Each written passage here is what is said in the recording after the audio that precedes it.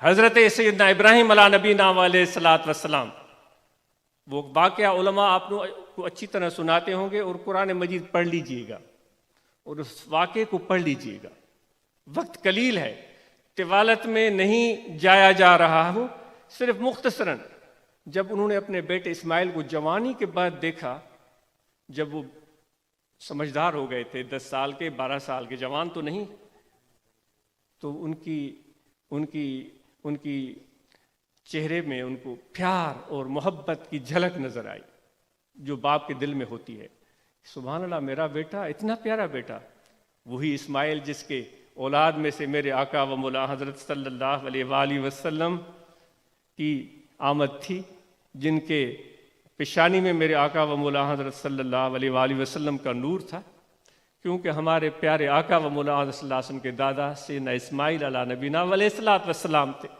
تو ابراہیم کا دل کھنچ گیا تھا اسماعیل علیہ السلام کی طرف، تو خدا کا خلیل تھا، خدا کا دوست تھا۔ خدا خلیل تو اس کو بولا جاتا ہے جس سے راز نیاز کی گفتگو ہوتی ہے، وہ ہر ایز کو خلت نہیں ملتی۔ ابراہیم کو یہ بڑی کیفیت تھی، بڑی محبت اور بڑا تعلق تھا۔ تو اللہ تعالیٰ نے، یہ ہو سکتا ہے میں معذرت خواہ ہوں، اتنا عالم نہیں، جاہل ہوں، غلط ہو جائے بات تو معاف کیجیے گا، خدا نے چاہا کہ ابراہیم کو دیکھا جائے کہ یہ اسماعیل کو دیکھنے کے بعد ایسا تو نہیں ہے کہ اس کی جو خلت تھی وہ کتنی کامل، مکمل اور کتنی افضل اور اعلیٰ ہے۔ بھائی قربان کرو پیاری چیز، مبہم سا حکم آیا، ایک بات قربان کر دی ابراہیم علیہ السلام نے، خدا نے فرمایا اس سے بھی پیاری چیز، دوسری چیز قربان کر دی، وہ علماء آپ کو گن گن کر بتائیں گے۔ پھر انہوں نے کہا کہ اور پیاری چیز، اور زیادہ قربانی، پھر فرمایا اور قربان کرو۔ ابراہیم علیہ السلام کی وہ جو دل میں خدا کے ساتھ جو تعلق اور معیت تھی، وہ راز اور نیاز تھا، وہ حقیقت ان کے دل پر منکشف ہو گئی۔ ابراہیم تجھے سب سے پیاری چیز کون سی ہے؟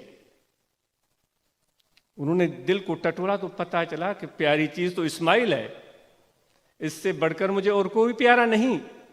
تو پھر وہ لے جاتے ہیں منا کے میدان میں، اور خدا فرماتا ہے قربان کرو، اور پھر اس کو لٹاتے ہیں، اور خدا کے حکم پر اب ایک باپ اور بڑھاپے میں اولاد اور اتنی کم عمر اولاد، وہ چھری اس پر رکھتے ہیں۔ پھر وہ سارا واقعہ آپ کو پتہ ہے، وہ کیا ہوتا ہے؟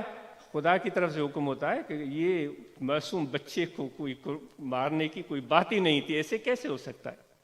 خدا تو بچانے والا ہے، خدا تو ڈھانپنے والا ہے۔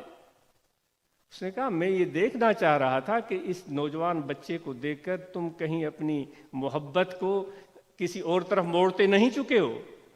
تو ابراہیم علیہ السلام اس محبت میں کامیاب اور کامران ہو جاتے ہیں۔ یہ عشق کی انتہا ہے، کبھی آگ میں جمپ لگا دیتے ہیں، کبھی بیٹے کو قربان کے لیے کرنے کے لیے تیار ہو جاتے ہیں۔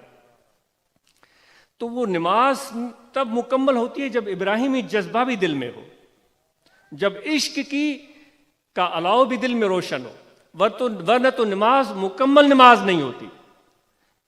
تو اس لیے قصے مختصر کہ اس ماں کی جو اپنے بیٹے کی تلاش ہے، اس تلاش میں وہ ماں اکیلی نہیں ہے، ہم سب اس سے ملتی جلتی تلاش میں ہیں۔